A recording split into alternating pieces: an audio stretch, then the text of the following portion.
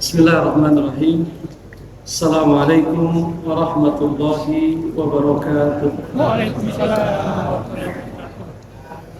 Innal hamdalillah nahmaduhu wa nasta'inuhu wa nastaghfiruh wa na'udzu billahi min shururi anfusina wa sayyiati a'malina. Man yahdihillahu fala mudilla lahu wa man yudlil fala hadiya lahu. أشهد أن لا إله إلا الله وحده لا شريك له وأشهد أن محمدا عبده ورسوله لا نبي بعده وبعد. Saudara-saudaraku sekalian, jamaah salat maghrib Masjid Jami Asy-Syuhada rahimani wa rahimakumullah. Alhamdulillah, malam hari ini tanggal 9 Zulhijjah bagi yang lebaran hari Rabu dan tanggal 8 Zulhijjah bagi yang berhari raya di hari Kamis. Begitu Pak ya, ini kekhasan Indonesia. Alhamdulillah, di hari yang baik ini, di 10 hari pertama di bulan Zulhijjah, nah itu kalau itu kita sepakati ya, bahwa kita sepakat malam hari ini adalah 10 hari pertama bulan Zulhijjah. Kita bersyukur kepada Allah Tabaraka wa Ta'ala di hari di mana amal ibadah sangat dicintai oleh Allah Subhanahu wa Ta'ala, di hari di mana pahala dari amal ibadah dilipat gandakan oleh Allah Subhanahu wa Ta'ala. Saking banyaknya pahala yang didapatkan oleh orang yang beribadah di 10 hari pertama bulan Zulhijjah, sampai-sampai tidak ada cara untuk bisa mengalahkannya, tidak ada cara untuk melampauinya, kecuali kata Rasul, rajulun kharaja bimalihi wa nafsihi wa lam yarji minhu syai'un. Yang bisa mengalahkannya hanya satu, yaitu seseorang kharaja, dia keluar bimalihi wa nafsihi, dengan membawa harta dan jiwanya berperang di jalan Allah Subhanahu wa Ta'ala, walam yarji' minhu syai', dan tidak ada yang pulang satupun. Hanya itu caranya. Kalau kita ingin mengalahkan besarnya fadilah atau besarnya keutamaan beramal ibadah di 10 hari pertama bulan Zulhijjah. Ibadah dalam pengertian yang umum, baik itu memperbanyak menyebut nama Allah, sebagaimana yang Allah firmankan, liyashhadu manafi'a lahum wa yadhkuru ismallaha ala ma razaqahum min bahimatil an'am, agar mereka di bulan Zulhijjah itu menyaksikan manfaat-manfaat bagi mereka, dan agar mereka menyebut nama Allah Subhanahu wa Ta'ala atas rizki yang Allah berikan kepada mereka berupa bahimatul an'am. Apa itu bahimatul an'am? Hewan ternak. Maka kita memperbanyak zikir, kita memperbanyak puasa. Hari ini sepertinya banyak yang puasa ya, dan juga esok ya ada yang puasa Arafah. Besok atau lusa? Besok Arafahnya di sana. Puasanya? Ya, insya Allah kita ikutin aja nih. Ikutin saya. Lagi yang Ini mau gitu. sepertinya beliau lebarannya hari Rabu. Asy-Syuhada insya Allah Rabu atau Kamis? Kamis. Saya pun kebetulan Kamis. Baik, jadi alhamdulillah malam hari ini barangkali kalau dalam 1 tahun kita banyak menghadiri majelis ilmu, malam ini malam yang paling spesial ya, karena di 10 hari pertama bulan Zulhijjah. Mudah-mudahan Allah menerima amal ibadah kita semua dan memberikan kita semua kekuatan untuk istiqomah. Karena momentumnya di bulan Zulhijjah, maka kita melompati beberapa bab untuk membahas pembahasan tentang penyembelihan tetapi dalam perspektif ilmu tauhid. kita bicara penyembelihan tetapi dalam kacamata ilmu tauhid, ya. Di sini babnya berjudul Majaa fi dzabhi li ghairillah. Pembahasan tentang hukum menyembelih kepada selain Allah Subhanahu wa taala. Penyembelihan tentunya ibadah, betul atau tidak para hadirin? Penyembelihan adalah ibadah. Baik penyembelihan dengan cara menjatuhkan hewan yang kita sembelih, lalu kita sembelih di bagian atas lehernya, itu dilakukan atas sapi, domba, dan kambing, atau biasa disebut dengan dzabah, atau penyembelihan dalam bentuk hewannya dibiarkan berdiri, kemudian salah satu kakinya diikat, kemudian ditikam di bagian pangkal lehernya, atau dalam Quran biasa disebut dengan nahar. Biasa dilakukan kepada hewan unta, ya. Baik dzabah ataupun nahar, kedua-duanya adalah ibadah. Maka tentunya kalau kita sepakat mengatakan penyembelihan adalah ibadah, bagian penting dari ibadah adalah niat, ya. Oleh karenanya Allah mengabadikan beberapa ayat dalam Al-Quran. Misalnya ketika Allah menceritakan tentang Qabil dan Habil, pernah dengar? Ada di Quran ayatnya, ya. Siapa yang hafal ayatnya? Idz qarraba qurbanan fatuqbila min ahadihima wa lam yutaqabbal minal akhar. Ingatlah ketika dua orang anak Adam, yang satu namanya Qabil, yang satu namanya Habil, qarraba, keduanya mempersembahkan kurbanan, yaitu kurban. Kurban itu dari kata apa? Kurban. Qarraba yuqarribu kurbanan. Apa artinya? Qarraba yuqarribu, mendekat. Qarraba yuqarribu kurbanan. Oleh karenanya dalam riwayat dikatakan Qabil mempersembahkan gandum, sedangkan Habil mempersembahkan apa? Domba yang gemuk. Apa yang terjadi? Fatuqbila min ahadihima, diterima dari salah seorang dari mereka, walam yutaqabbal minal akhar, tapi tidak diterima dari yang satu lagi. Lalu akhirnya Qabil mengancam akan apa? Ya la'aqtulannak, saya akan bunuh kamu wahai Habil. Lalu Habil berkata, innama yataqabbalullahu minal muttaqin, kurban itu hanyalah akan diterima dari orang-orang yang bertakwa. Jadi tidak dilihat apanya namanya, bentuknya, harganya, selama telah memenuhi syarat baik secara umur ataupun fisik, maka setelah itu fokus kepada niat. Fokus kepada apa? Saya pernah melihat ada public figure yang apa? Menyembelih hewan yang sangat besar.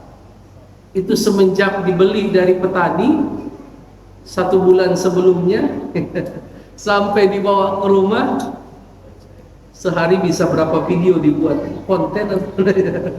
Tentunya ini kita tidak ingin menghukumi niat beliau, karena niat isinya di hati. Tetapi betapa rawannya satu ibadah ketika kita merekamnya lalu men-share. Tentunya ini sangat sangat rawan. Walaupun masalah niat beliau lebih tahu kan begitu. Tapi Allah menggariskan di dalam Al-Quran, innama yataqabbalullahu minal muttaqin, kurban itu hanya diterima dari orang yang bertakwa. Dan ini ditegaskan di dalam ayat yang lain, sebagaimana sudah sering kita dengar. Apa kata Allah? La yanalallaha luhumuha wala dima'uha walaki yanaluhu taqwa minkum. Sungguh daging dan darahnya tidak akan sampai kepada Allah. Masya Allah. Daging dan darahnya tidak akan sampai kepada Allah. Walaki yanaluhu taqwa minkum. Tapi yang sampai itu apa? Nilai ketakwaan.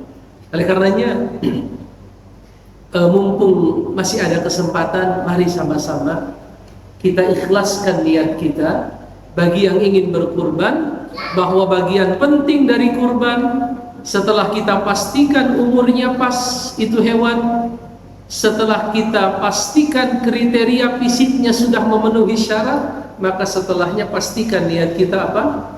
Ikhlas karena Allah tabaraka wa ta'ala.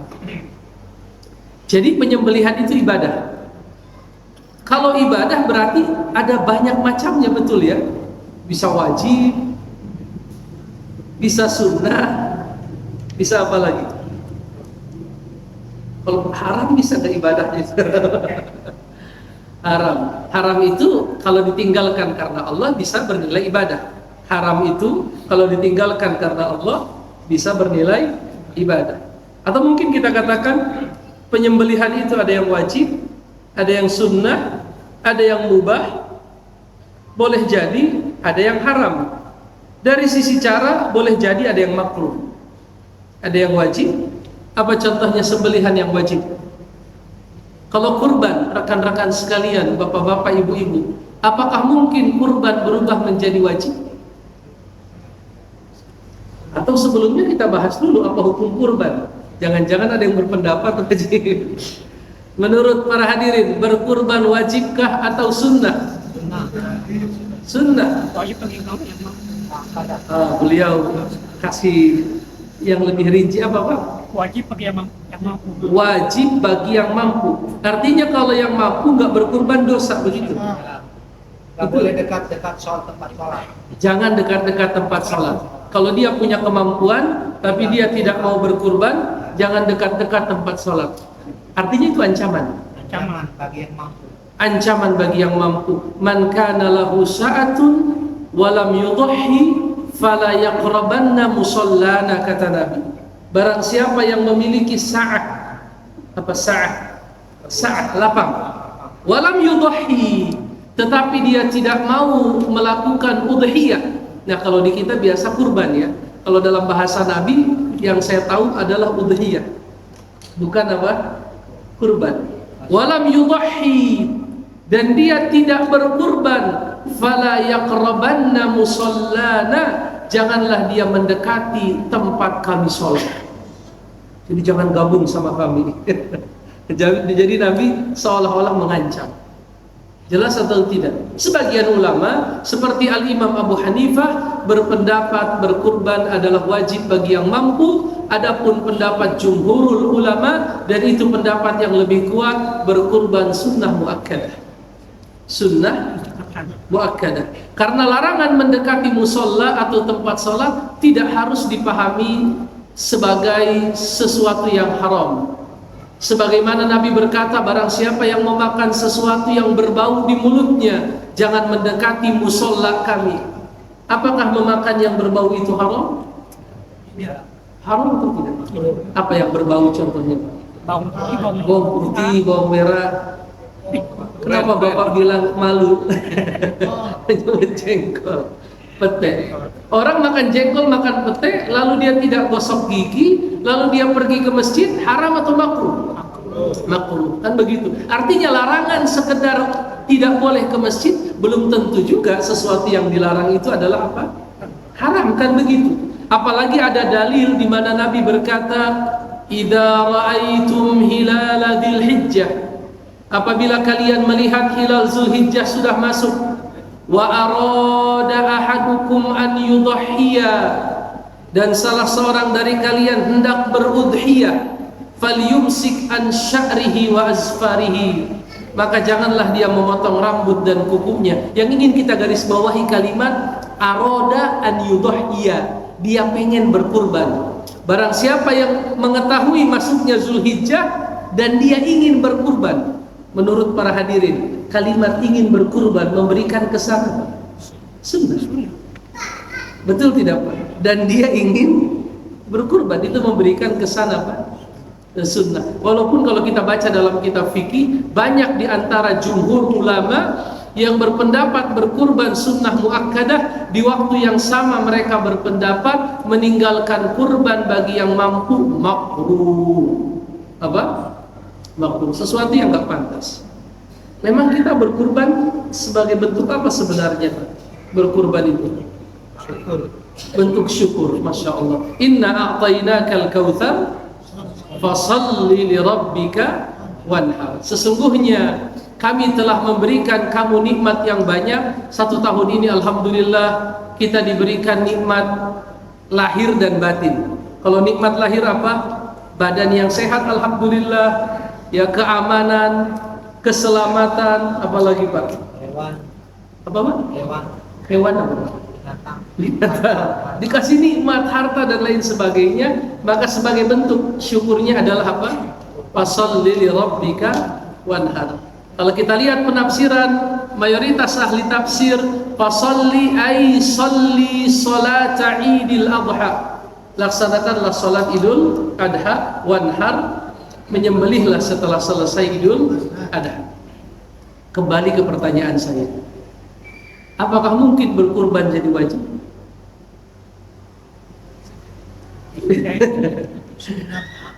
Iya, secara hukum menurut jumhur ulama sunnah muakkad.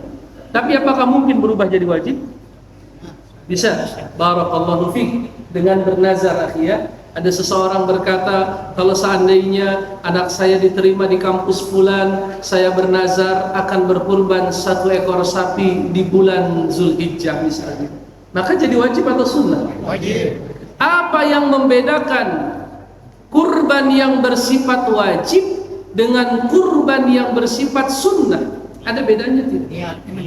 Niat, betul. Selain niat, hukumnya beda. Janji pada Allah. Janji kepada Allah. Apa bedanya? Perbedaan yang paling jelas terlihat, Allahu Akbar. Jawabannya pas 100%. Mi'ah bil mi'ah. 100%. Sembelihan yang sifatnya wajib tidak boleh dimakan dagingnya. Sama seperti hadiyun. Ya, orang yang melaksanakan haji tamattu, Allah katakan famastaisara minal hadi, maka dia harus menyembelih dengan apa? Hadiyun. Haji tamattu, Pak, ya, haji tamattu. Kalau nggak bisa menyembelih hadiyun, maka dia berpuasa 10 hari dengan rincian 3 hari di tanah suci, wa sab'atun idza raja'tum tilka asyaratun kamilah. Itulah 10 hari yang sempurna. Jadi kalau nazar, hati-hati, karena sembelihan nazar itu tidak boleh dimakan oleh pemiliknya. Berbeda dengan kurban. Dibagi berapa kalau kurban? Sepertiga. Berarti kalau daging sapinya berat bersihnya 150, yang berkurban dapat berapa? 50 kilo atau 5 kilo? Enggak banyak. Ini saya bertanya serius ini. Kalau berat totalnya 400 kilo, saya pernah sama teman-teman di dekat di rumah, ya, di komplek kita tinggal, itu kita hitung dengan ada kalkulator, cara lah untuk menghitung estimasi berat daging. Itu bisa dihitung dari hidup, lalu menjadi apa? Karkas itu 50%. Lalu setelah itu kalau daging murninya, kalau 400 kilo itu jadi sekitar 170 kurang lebih. 150 sampai 170. Artinya kalau kita gunakan rumusan firman Allah dalam Al-Quran, fakulu minha wa at'imul qani'a wal mu'tar, kan begitu Allah bilang di Al-Quran, fakulu minha wa at'imul qani'a wal mu'tar, makanlah sebagiannya, berikan kepada yang tidak meminta-minta sebagiannya hadiah, dan berikan kepada yang kesusahan sebagiannya. Berarti sahibul kurban, hadiah dan sedekah. Berarti kalau 150 dibagi rata 50, 50, 50, begitu. Kenapa saya lihat rata-rata melihat kayak berat? Ya, ketentuan syariatnya begitu, Pak. 50 berarti kalau yang berkurbannya 1 ekor sapi 7 orang, ya 50 kilo dibagi 7. Sederhana. Berapa tuh dapatnya per orang? 50 dibagi 7. 7 kiloan. Kalau ada di antara mereka berkata, kebanyakan, saya minta 1 kantong aja. Nah, itu hak dia. Tapi syariat memberikan kepada dia 1/3. Masalah dia nggak mau ngambil itu urusan lain. Hukumnya harus jelas dulu, hukumnya begitu. Masalah dia nggak mau ngambil, itu urusan lain. Tapi kalau ada pertanyaan, bagusnya diambil atau nggak diambil?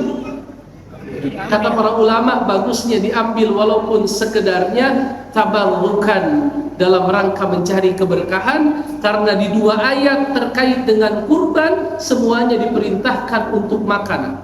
Di satu ayat dikatakan fakulu minha wa at'imul qani'a wal mu'tar. Di ayat yang lain fakulu minha wa at'imul ba'isal faqir wa at'imul ba'isal fakir. Artinya di dua ayat ini dua-duanya disuruh untuk apa? Memakan.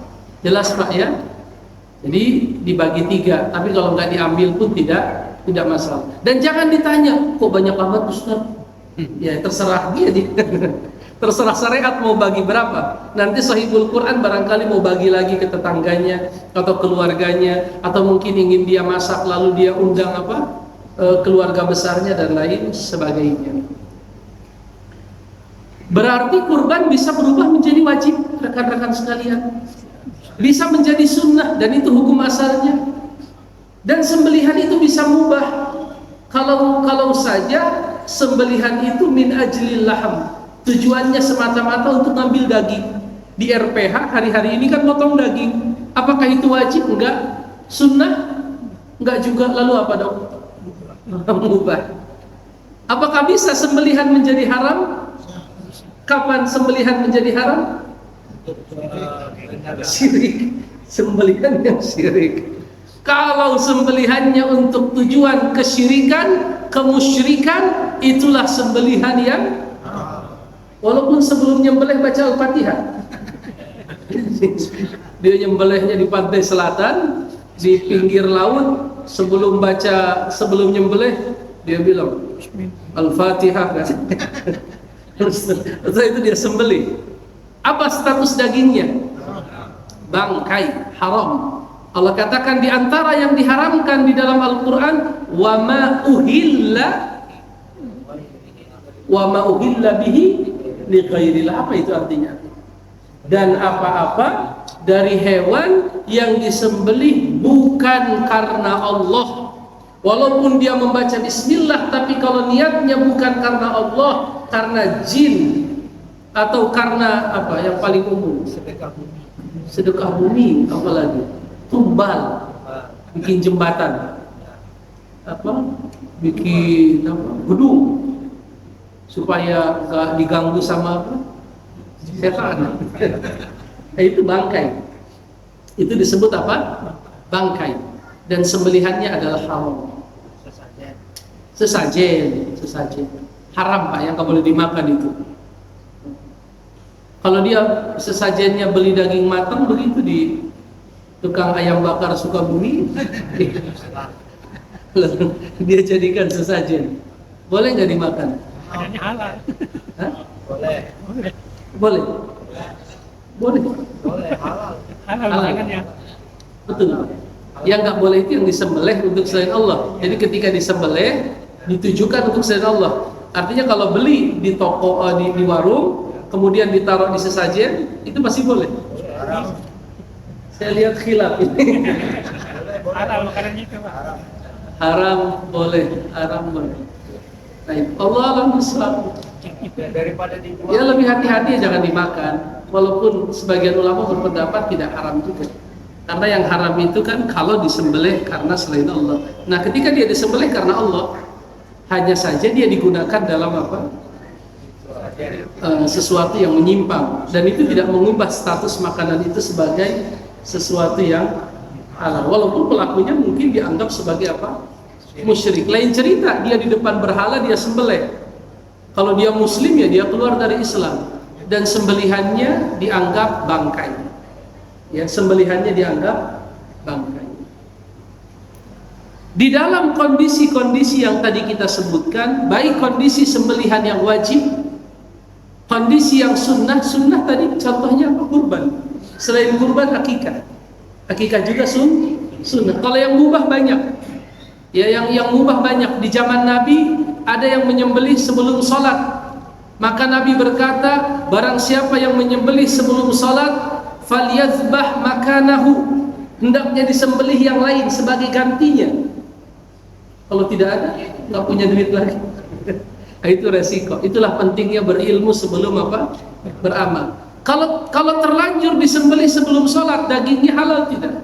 Halal, tapi tidak dianggap sebagai hewan kurban. Terus hewan apa dong? Sedekah aja. Boleh nggak perlu dibagikan? Nggak perlu. Tapi kalau mau dibagikan, bagus. Boleh-boleh saja. Adapun dalil yang menunjukkan bahwasanya penyembelihan itu semata-mata haruslah karena Allah, kata beliau, surah Al-An'am ayat 162 yang barangkali para hadirin sudah hafal semua. Allahu Akbar. Qul inna sholati wa nusuki wa mahyaya wa mamati lillahi rabbil alamin. Artinya apa itu, Pak? Katakanlah, sesungguhnya sholatku itu, sembelihanku itu, hidupku, matiku lillahi rabbil alamin. Al-Imam Ibnu Katsir rahimahullahu taala di sini disebutkan, ketika menyebutkan ayat ini beliau berkata, di ayat ini Allah tabaraka wa taala memerintahkan nabinya untuk mengkabarkan orang-orang musyrik. Jadi ini sebenarnya semacam bentuk apa, Pak? Baro'ah. Apa itu baro'ah? Berlepas diri. Jadi ayat ini diperintahkan oleh Allah untuk diucapkan oleh Nabi di hadapan orang musyrik. Jadi Nabi berdiri di hadapan orang musyrik sambil berkata, aku tidak sama seperti kalian. Kalian menyembelih bukan karena Allah. Adapun aku, inna sholati, salatku itu, wa nusuki, sembelihanku, hidupku dan matiku, lillahi rabbil, semuanya untuk Allah. Berarti ini semacam apa ini? Semacam bentuk berlepas diri kepada orang-orang musyrik dan dari apa-apa yang mereka kerjakan. Jelas, Pak, ya? Jadi ayat ini bukan sekedar informasi. Sebagian orang salah paham, ayat ini hanyalah informasi bahwa kita orang Islam, sholatnya, sembelihannya, apanya lagi? Hidupnya dan matinya karena Allah. Kata para ulama, lah, ayat ini adalah pengumuman yang harus diucapkan oleh ahlu tauhid kepada orang-orang yang menyimpang di dalam masalah akidah. Adapun kami, inna sholati, sesungguhnya sholatku, wa nusuki, apa? Sembelihanku, hidupku, matiku lillahi rabbil la syarikalah wa bidzalika umirtu, begitulah aku diperintahkan. Maksudnya apa? Begitulah aku diperintahkan. Kata Ibnu Katsir, ay al-ikhlas. Begitulah aku diperintahkan, maksudnya agar aku ikhlas. Wa ana awwalul muslimin. Wa ana, saya awalul muslimin, yang pertama kali Islam. Nabi Adam. Tapi ini disuruh Nabi Muhammad yang ngomong. Saya bertanya, apakah Nabi Muhammad awalul muslimin?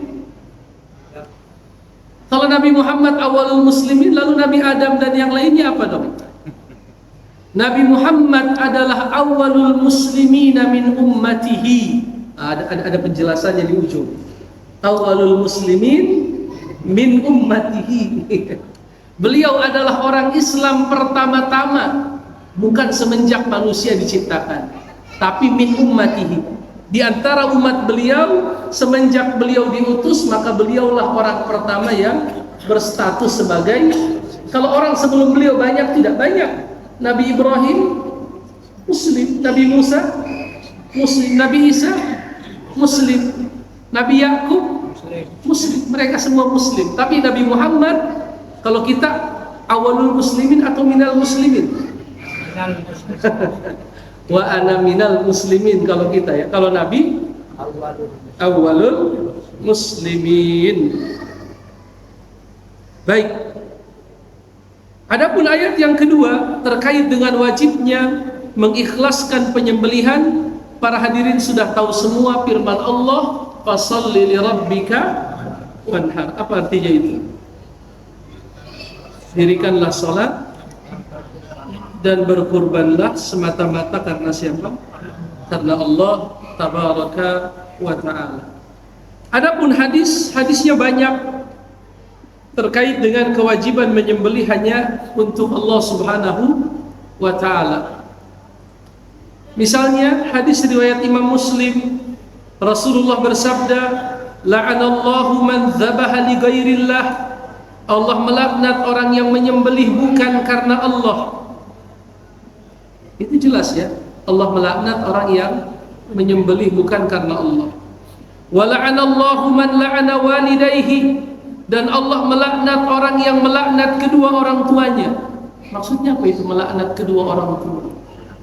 Para sahabat bertanya, apa maksudnya melaknat kedua orang tua? Yaitu salah seorang dari kalian melaknat orang tua kawannya sehingga dia membalas melaknat orang tuanya. La'anallahu man awa muhdithan. Allah melaknat orang yang melindungi pelaku kriminal. Dan yang keempat, la'anallahu man ghayyara manaral ardi. Dan Allah melaknat orang yang mengubah apa? Manaral ardi. Apa itu manaral ardi? Batas-batas tanah. Ada satu hadis lagi sebelum kita pendalaman lewat tanya jawab. Hadis yang saya rasa sudah pernah didengar semua oleh para hadirin ya. Hadis Tariq bin Syihab, ada laki-laki masuk surga karena apa? Lalat, zubab, dan ada yang masuk neraka karena zubab. Para sahabat berkata, wa kaifa dzalika ya Rasulullah? Kok bisa kayak begitu ya Rasulullah? Iya, zaman dulu ada satu kaum penyembah berhala. Nggak boleh orang lewat di kampung dia kecuali harus mempersembahkan tumbal. Lewatlah dua orang, yang satu dikatakan kepadanya, persembahkan dulu kalau mau lewat.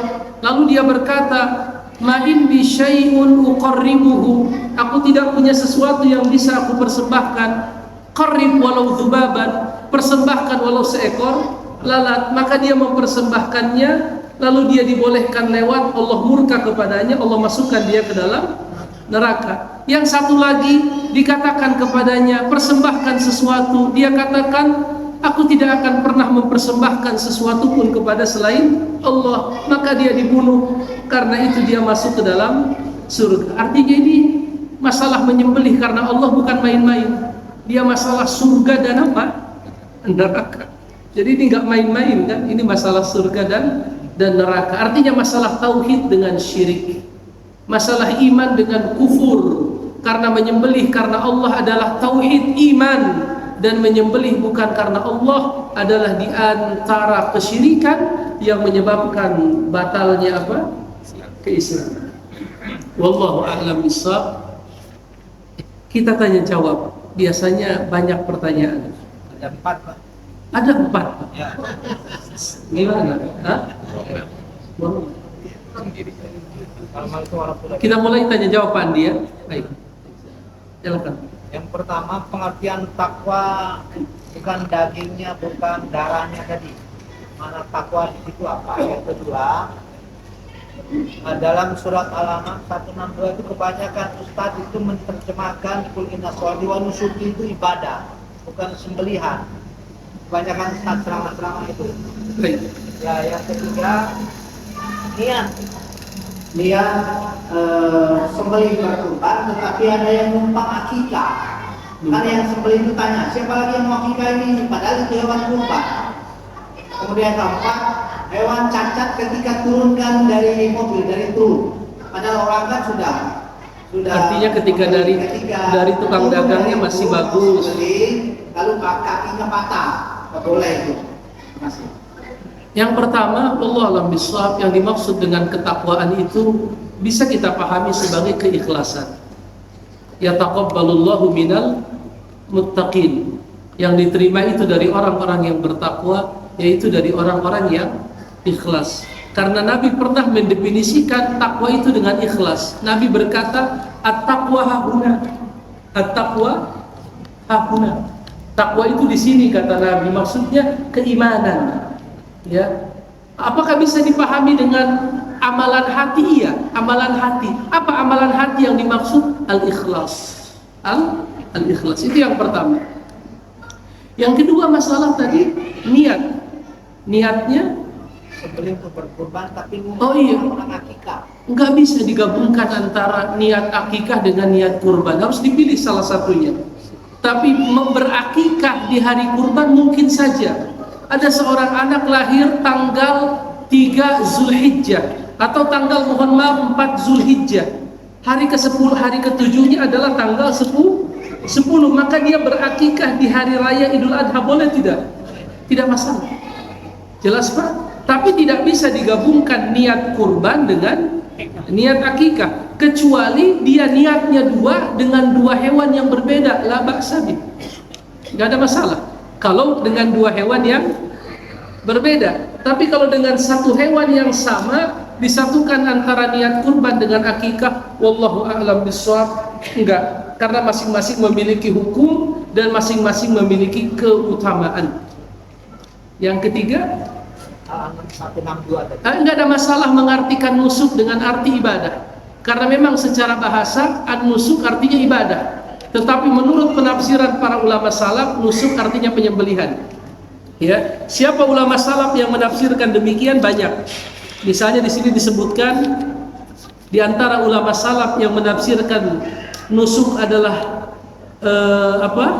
penyembelihan, namanya Imam Mujahid. Mujahid itu tabi'in. Lalu As-Sauri, Sufyan As-Sauri, lalu As-Suddi, ini pun tabi'in. Sa'id ibn Jubair, begitupun Ad-Dhahhak dan lain sebagainya. Jadi para ulama salaf menafsirkan nusuk dengan arti apa? Penyembelihan. Walaupun memang secara makna nusuk itu manasik, an-nasak, nusuk itu ibadah. Walaupun secara spesifik yang dimaksud dengan ibadah adalah apa? Penyembelihan berdasarkan penafsiran para ulama salafus saleh. Jelas Bapak? Allah. Yang keempat tadi cacat. Iya, cacat itu jelas Nabi berkata bahwa ada 4 cacat yang tidak diterima, tapi perhatikan kalimatnya, al-awra al-bayyinu awruha wal arja'u al-bayyinu urujuha au arajuha al-maridah al-bayyinu maraduha wal ajba allati la tunki, begitu kata Nabi. 4 hewan yang tidak boleh disembelih, yang pecak matanya, yang jelas terlihat kepecakannya, yang pincang yang jelas terlihat apa? Kepincangannya. Lalu yang sakit yang jelas terlihat sakitnya, yang kurus yang tidak lagi menyisakan sumsum. Begitu kata Nabi. Artinya kalau dia turun dari mobil lalu jatuh, wallahu alam bishawab, menurut saya itu tidak masuk kategori al-bayyinu apa? Maraduha atau al-bayyinu yang jelas kepincangannya. Menurut saya ya, karena itu kejadian yang apa? Yang baru. Kalau jelas ya, mohon maaf, menurut saya, ini pandangan saya, ketika dinaikkan ke atas mobil dia sudah apa? Sudah pincang sebelumnya, mungkin ya. Iya, walaupun ya kalau seandainya bisa diganti tentunya lebih baik. Orang sudah keluarkan uang udah balik. Iya, itu kadang kita sulit mengatakan coba ganti lagi, terus ini dikemanain? Kecuali kalau ada garansinya, begitu kan? Ya barangkali ada garansi. Sebelum disembelih masih bisa diganti. Hah? Oh iya, kesalahan di luar kelalaian. Baik, Allahu a'lam bishawab. Kalau bisa diganti, kalau nggak bisa diganti, ya gimana lagi? Itu tidak, mudah-mudahan tidak masuk ke dalam kategori cacat yang jelas apa? Terlihat. Banyak yang sembelih yang Iya. bisa dikembalikan ke petasan. Iya. Baik. Azan dulu? Hah? Oh, pertanyaan dulu atau azan dulu? Biasanya azan dulu. Baik, azan. Silakan. Izin bertanya, Ustaz. Assalamualaikum warahmatullahi wabarakatuh. Seorang berniat untuk menyembelih, tetapi dengan cara dia meminjam dulu mencari uang dengan dipaksakan agar dia dapat berkurban. Apakah sah kurbannya? Terima kasih. Ada seseorang berkurban dengan cara meminjam uang. Dia memaksa dirinya meminjam uang. Apakah sah kurbannya? Kurbannya sah. Tetapi dia wajib bayar hutang. Dia wajib bayar hutang. Ya artinya dia, dan sebenarnya ya syariat tidak sampai seperti itu memberikan beban. Ya kalau bicara sahnya ya sah ya, selama memenuhi misalnya ada kriteria umur, ada kriteria fisik, ada kriteria waktu, selama itu terpenuhi sah. Tapi akhirnya dia menjadi terbebankan oleh sesuatu yang sebenarnya hukumnya sunnah menurut mayoritas ulama. Jelas Bapak? Kalau sahnya sah insya Allah, cuman dia jadi harus bayar.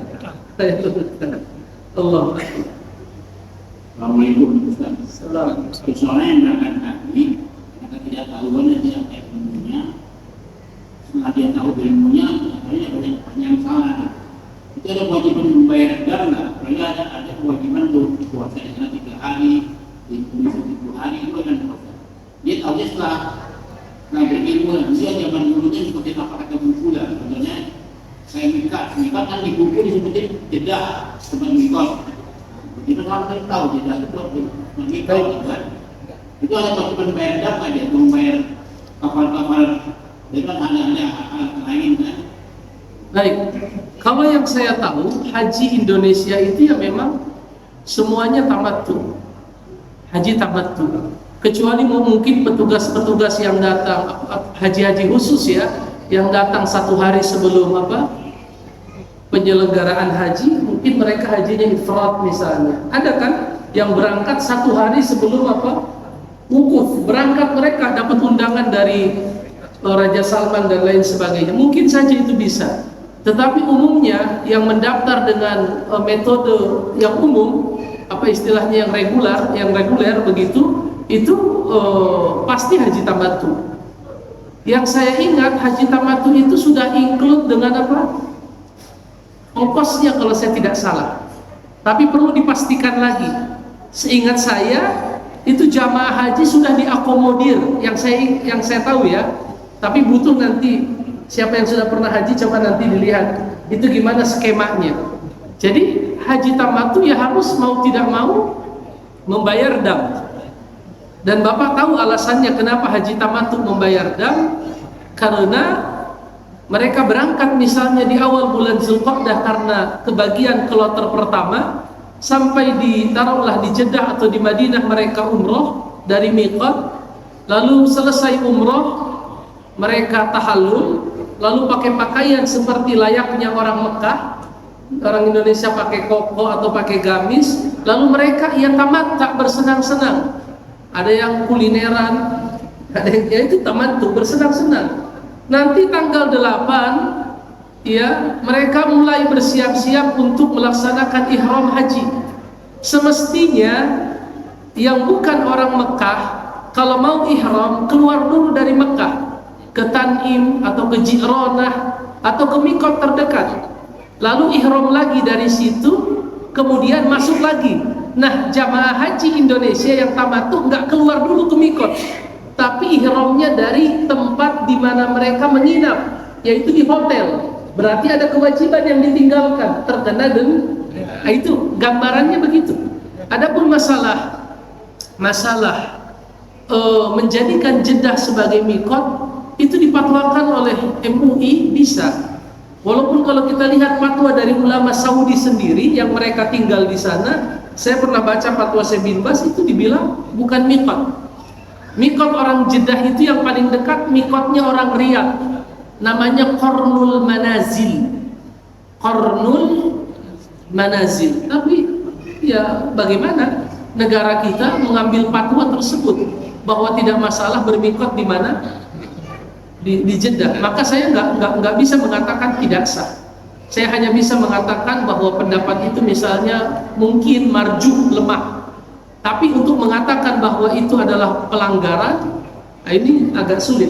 Karena ini masalah yang memang khilaf, terjadi perdebatan. Yang mengatakan boleh, yang mereka mungkin punya dalil yang harus kita kaji sejauh mana kekuatan dalil tersebut. Adapun hal-hal yang memang kita benar-benar belum tahu, ya Rabbana la tu'akhidna in nasina aw akhtana. Jangan hukum kami kalau kami lupa atau akhta itu salah. Dan wa ma kana Allahu wa ma kana Allahu apa dalam Al-Qur'an, dan Allah tidak akan mengazab mereka hatta nab'atsa rasula wa ma kunna mu'adzabina hatta nab'atsa rasula. Kami tidak akan mengazab satu kaum sampai kami mengutus rasul. Maksudnya sampai tegaknya hujjah, tegaknya penjelasan. Kalau nggak tahu sama sekali ya, apalagi sudah terjadi bertahun-tahun yang lalu, ya kesulitan juga kita bagaimana harus apa. Apalagi di Indonesia kalau mau daftar lagi harus apa? Ngantrinya luar biasa. Jakarta saja berapa? 30. Ya, kecuali kalau mungkin kita telepon kawan yang lagi haji ya. Itu dulu saya belum apa? Belum bayar dam. Tolong dibayarkan dulu misalnya. Nah, mungkin saja seperti itu. Ya, Allah alam bisawab. Jadi ada kewajiban kita dulu kita nggak tahu, kalau kita tahu kita ada kewajiban untuk membayar apa yang kita seharusnya kita buat gitu. Hukum asalnya sesuatu yang tidak tahu, tidak berdosa. Hukum asalnya ya, dalam kondisi yang umum ya begitu. Tapi kalau memang kalau dalam logika kita ya, logika sederhana, saya tidak tahu di Sudirman ganjil genap, lalu saya ditilang polisi, boleh nggak bilang nggak tahu? Boleh. Polisi bilang urusan Anda nggak tahu. Hukum sudah diberlakukan kan? Betul tidak? Bukan disalahkan. Iya, nggak bisa alasan nggak tahu itu. Itulah kewajiban nanti berilmu sebelum apa? Akhirnya kan ulama bilang masalah nggak tahu itu kesalahan kamu, kenapa udah tahu mau haji tapi nggak belajar, bayar dam sini. Tapi kadang kita sulit menjelaskan hal-hal yang sudah terjadi cukup lama, lalu ada kondisi-kondisi yang tidak bisa diterjang, penjadwalan yang sangat panjang, biaya yang tidak murah dan lain sebagainya. Selama rukun syarat terpenuhi, mudah-mudahan sah begitu ya. Mudah-mudahan ya. Selama tidak, mohon maaf, melakukan pelanggaran jima. Kalau jima kan udah rusak semua. Jima ya, lagi ihram jima harus diulang tahun depan. Terus gimana tahun depan? Sedangkan ngantrinya berapa? Ya cuma 20 tahun. Belum lagi duitnya juga nggak ada. Ya, yang merusak itu kan, yang merusak habis total jima. Adapun yang lainnya masih bisa ditambal, masih bisa ditambal. Allah alam. Assalamualaikum warahmatullahi wabarakatuh. Dari mana ini suaranya? Baik. Saya penasaran dengan sesajen tadi. Sesajen. Satu ya. Kalau sesajen atau kopi sesajen itu bisa dimakan atau tidak. Terus kedua, kan mahasiswa di Mesir itu yang dari Indonesia banyak yang menerima haji bandar itu gimana? Baik. Masalah tadi ada orang misalnya mempersembahkan buah atau daging yang dia beli dari restoran sudah matang dibuat untuk sesajen. Ulama khilaf. Sebagian mengatakan itu haram, tidak boleh dimakan. Sebagian mengatakan itu haram, tidak boleh dimakan. Tetapi saya sebagai pribadi tidak mengetahui bahwa perbuatan yang haram itu menjadikan makanan haram. Saya tidak tahu ada. Yang saya tahu makanan haram itu minimal sebabnya 2. Khususnya sembelihan ya. Satu, zatnya haram seperti babi, anjing, itu zatnya haram. Yang kedua, sebabnya haram. Misalnya disembelih bukan karena Allah. Kalau dia memang sejak awal disembelihnya oleh seorang muslim karena Allah, lalu dimasak, lalu dibeli, dibuat untuk sesajen, saya tidak memiliki alasan yang kuat untuk mengatakan itu haram. Walaupun jelas perbuatan itu syirik, tetapi mengatakan makanan itu haram, entah kenapa saya tidak berani. Jelas Bapak? Artinya saya cenderung mengatakan kembalikan hukum asal itu halal. Menurut apa Pak? Telur bukan sembelihan. Telur bukan sesuatu yang disembelih. Hukum asal. Tetapi tidak halal itu bukan berarti yang dilakukan boleh. Ketika kita katakan sebagian ulama berpendapat itu tidak haram, bukan berarti itu perbuatan itu boleh. Perbuatannya jelas. itu syirik. Ya, tetapi apakah karena tidak ada proses penyembelihan di situ menjadi haram makanannya? Itu yang jadi kajiannya. Jelas Pak? Baik. Yang kedua tadi masalah haji badal. Ya, kalau memang yang ingin dibadalkan sudah wajib haji, lalu dia tidak sempat mengerjakan keburu meninggal, ya, mahasiswa dengan syarat sudah pernah haji. Saya punya channel seorang ustadz penerjemah di Masjidil Haram, dia menerima haji badal. Tentunya dia paham syariat. Yang akan membadalkan adalah orang yang sudah pernah haji. Jelas Pak? Nggak boleh membadalkan oleh orang yang belum pernah haji. Boleh nggak dibadal dia satu kemudian menerima 3 orang? Nggak bisa, satu orang satu. Satu-satu. Hanya yang gitu Pak dia. Itu bisnis. Itu bisnis. Sampai Indonesia. Nah, Kebanyakan kurban ke daerah-daerah tertentu atau ke negara lain itu bagaimana? diprioritaskan daerah kita. Tapi kalau di daerah kita berlebih-lebih, nggak ada masalah disalurkan, Pak. Karena kurban itu sama dengan sedekah. Nabi berkata, tukhad min agniyaihim wa turaddu ila fuqaraihim. Diambil dari orang-orang kaya di antara mereka, dikembalikan ke orang miskin di antara mereka. Tapi kalau di sekitar kita misalnya alhamdulillah sudah banyak yang berkecukupan dan yang miskin pun sudah diberikan haknya dengan sangat cukup, maka ya boleh disalurkan ke yang lain. Sudah ya. Insya Allah kita ketemu lagi di bulan Juli akhir pekan. Sallallahu ala nabiyina Muhammadin wa ala alihi wa sahbihi wa sallam. Walhamdulillahirabbil alamin. Assalamualaikum warahmatullahi wabarakatuh.